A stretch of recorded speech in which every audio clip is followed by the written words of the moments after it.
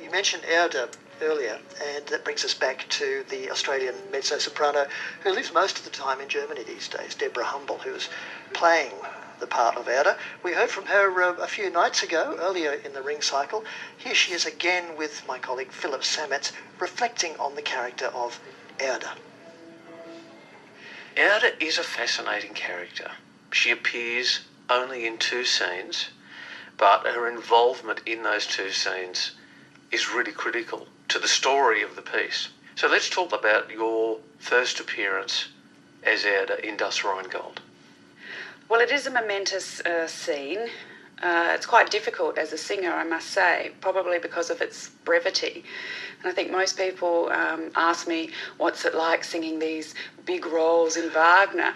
And the reality of it is that Erda in Rheingold is not a big role. It's a very small role. But its challenge is in coming onto the stage and within 2 bars of appearing, singing this long-awaited for aria, quite well known. All the action stops and the focus is 100% on you, and you have to appear, deliver your warning with great authority, and in the space of 5 minutes you've left the stage, and that's the only chance that you have to make your impact. And there's no chance for a warm-up, a vocal warm-up. There's no chance to feel comfortable on the stage and have a little practice and get used to being there. It's just come in, sing and leave. And it's very interesting in Rheingold because the audience have already been listening for around about 2 hours by the time Erda appears. And I get the sense that the audience feels the music is just about going somewhere. You know, there's a bit of drama and there's some action, and all of a sudden Wagner is very clever. He stops everything, and there's no choice but to stop and focus on what Erda is saying. And of course it's what she says. She appears of her own volition in Rheingold and warns Wotan to give up the ring, and you're right, it's a pivotal moment. And it also says a great deal about how skillfully Wagner's positioned that appearance, that people go away thinking it's a really important role. Yes, I'm always surprised at the end because I think, no one will have really taken very much notice of that brief appearance, but it continues to surprise me what an impact that scene makes. But her appearance in Siegfried is very, very different and fulfills a very different function. Let's talk about that a bit. Well, it is very different. Of course, Erda as a character has aged a lot by the time we get to Siegfried, and the challenge as a singer there is to impart the drama and the tension of that music, and at the same time convey that Erda's frailty and the loss of her knowledge, the fact that she's very confused. She doesn't, of course, appear in Siegfried of her own volition like she did in Rheingold. She's summoned by Wotan. And the prelude to Act 3 of Siegfried is wonderful music. You know, it's strong, it's dramatic, it's really spine-tingling music. And then again, Wagner has been very clever because the moment of Erda's entry, that all stops and we just get 1 chord per bar, very slow, very still music, and he conveys Erda's frailty, Erda's distress, if you like, at being called forth from her long sleep. And we get the impression she doesn't really want to come this time. And this is what I like about the Wagner so much, is that it's all in the text, it's all in the music, it's already there. You know, I feel that my job is just to convey what's on the page. But the people who understand all of that musically, well, in fact, you don't even have to understand it musically. I think you just subconsciously understand. But then again, this, of course, is by no means your first ring cycle. This is what number is this for you? Oh, I've lost count. It's dominated my life for the last 5 or 6 years, let's say that. So, in other words, you're in a position to say that you are feeling this instinctively, I guess, in that, you know, you've got this in your musical bloodstream now. Well, I don't know. The honest answer is I don't know. Certainly every time I do it, I learn something new.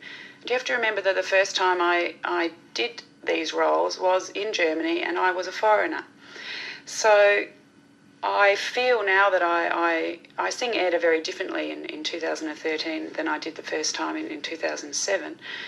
And every director and every conductor that I encounter brings a different perspective to me. And I think it's going to be a lifelong journey, these roles, all of them, because how can a non-native German speaker ever really begin to understand all the nuance in the text or the historical and political meaning? I mean, it's an exciting journey, but I think it's going to go on for a very long time.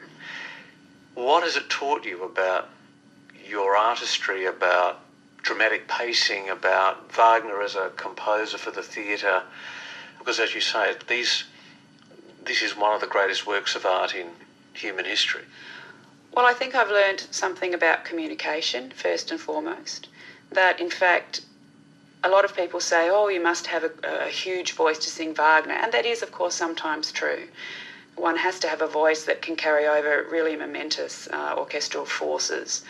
But it's not always that way. I mean, Wagner also wrote passages of beautiful, soft, very sensuous, and with minimal orchestration as well. And so I think what I've learned is that it's not about singing at full power. It's not about singing at 100% all of the time. That much of how I've learned to approach Wagner is as I would have approached if I was learning a lied or a song. And if you approach it that way, in fact, I warm up for my performances every night by singing Lieder, because it just seems to put my voice and perhaps my psychology too in the right frame of mind. But it is about communication. I've learned a lot about text. It isn't just the power of the voice that imparts meaning, always. It's also about nuance of text. And Wagner is all about consonance and poetry and alliteration and all these wonderful things. And I didn't know any of that when I started singing Wagner. So has this informed your performance of other music? Has the craft of performing Wagner informed the way you would approach an Ulrike in a masked ball, for example? To some extent, yes, because once you start thinking about communicating and text, of course you can carry it through all genre.